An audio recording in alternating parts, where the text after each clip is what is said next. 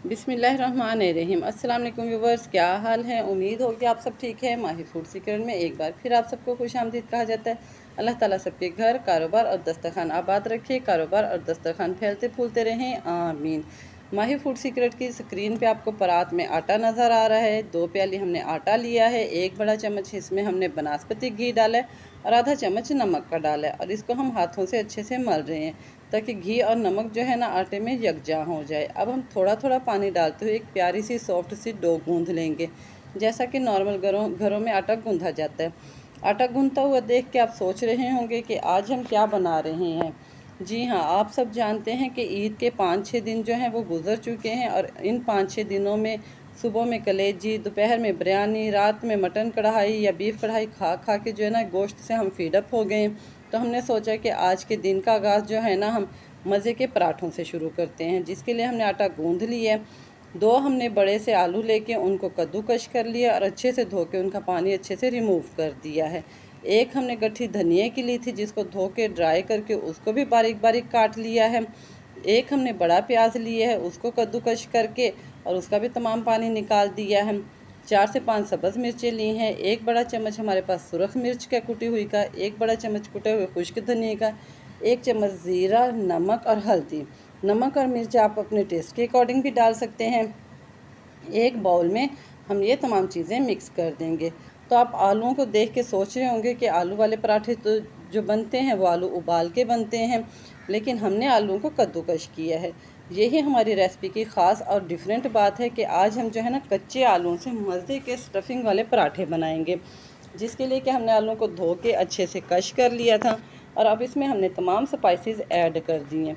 बर्तनों को अच्छे से साफ़ कर लिया करें ताकि कोई भी चीज़ जो है ना वेस्ट ना जाए। यहीं पे आप नमक भी टेस्ट कर सकते हैं। अगर आपको नमक कम लगे तो आप मज़ीद ऐड कर लें। हमारा नमक भी हमें थोड़ा कम लग गया तो हम इसमें मज़ीद नमक डाल रहे हैं। स्टफिंग हमारी तैयार हो गई है, इसको हम अच्छे से हाथों से मिक्स कर लेंगे ताकि तमाम स्टफिंग में जो है ना स्पाइसेस इक्वल मिक्स हो जाए, नमक जो है अच्छे से तमाम चीज़ों में ऑब्ज़र्व हो जाए। अब हमने जो आटा 15 मिनट पहले गूंद के रखा था उसका हम एक प्यारा सा गोल सा पेड़ा बना लेंगे। पेड़ा हम मीडियम साइज़ का ही रखेंगे। अगर तो आपके घर में कटिंग बोर्ड है तो आप बड़ा कटिंग बोर्ड ले लें, लेकिन हमारे पास बड़ा जो है बेलन या कटिंग बोर्ड नहीं था, इसलिए हमने परात ली है और उसके ऊपर हम प्यारी सी बड़ी सी गोल सी रोटी बना रहे हैं। रोटी हमारी बन के तैयार हो गई है। अब हम इस पे डालेंगे अपने आलू की स्टफिंग। स्टफिंग हमने ना तो बहुत ज़्यादा डालनी और ना ही बहुत कम डालनी, क्योंकि हमने इसके ऊपर दूसरी रोटी नहीं रखनी, बल्कि हमने इसी को दोबारा रोल बनाते हुए पेड़ा बना लेना है। और जब हम इसको रोल करेंगे तो हम इसकी हर तह में थोड़ा थोड़ा बनास्पति घी लगाते जाएंगे।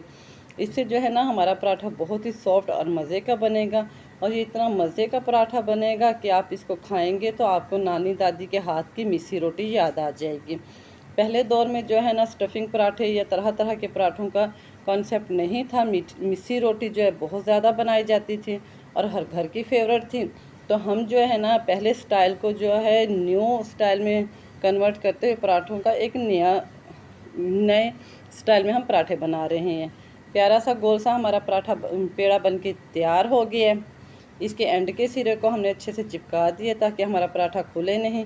और अब हम परात पे हल्का सा आटा डस्ट करके इसको नरम नरम हाथों से फैला लेंगे ताकि हमारा पराठा जो है ना परात पे चिपके नहीं।